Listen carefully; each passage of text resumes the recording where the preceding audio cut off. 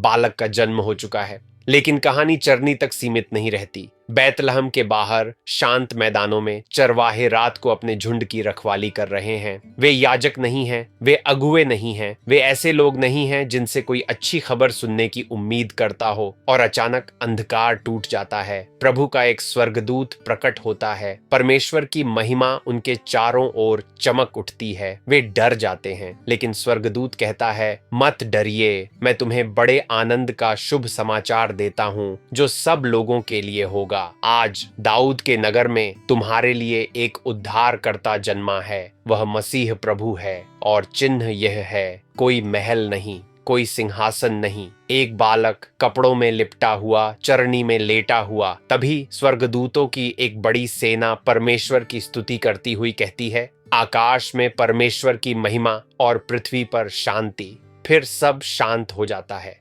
चरवाहे एक दूसरे की ओर देखते हैं और निर्णय लेते हैं। वे बहस नहीं करते, वे प्रतीक्षा नहीं करते। वे कहते हैं, आओ हम बैतलहम चलें और इस बात को देखें। और वे चलते हैं। वे मरियम को पाते हैं, वे यूसुफ को पाते हैं, वे बालक को पाते हैं, ठीक वैसे ही जैसा उनसे कहा गया था। फिर वे सबको बताते हैं जो उन्होंने देखा और सुना। लोग चकित हो जाते हैं। इसके बाद चरवाहे अपने मैदानों में लौट जाते हैं। वही काम, वही स्थान, लेकिन वे बदले हुए लौटते हैं, परमेश्वर की स्तुति करते हुए। अब ठहरिए और यह प्रश्न पूछिए, हम इस कहानी से क्या सीखते हैं? पहला, परमेश्वर अपनी सबसे बड़ी भेंट उन्हें देता है जिन्हें संसार अनदेखा करता है। क्रिसमस महत्वपूर्ण लोगों को नहीं, बल्कि खुले हृदय वालों को प्रकट होता है। दूसरा, यीशु से सच्चा सामना हमें आगे बढ़ने के लिए प्रेरित करता है। जिस शुभ समाचार पर विश्वास किया जाता है वह हमें स्थिर नहीं रहने देता। तीसरा, क्रिसमस हमें बदले हुए हृदय के साथ साधारण जीवन में वापस भेजता है। जब मसीह हमारी कहानी में प्रवेश करता है तो साधारण जीवन पवित्र भूमि बन जाता है। आइए प्रार्थना करें। हे प्रभु, हमारे पास आने के लिए धन्यवाद। जब हम अपने दैनिक जीवन में लौटें तो हमें सिखाइए कि हम क्रिसमस को अपने साथ लेकर चलें,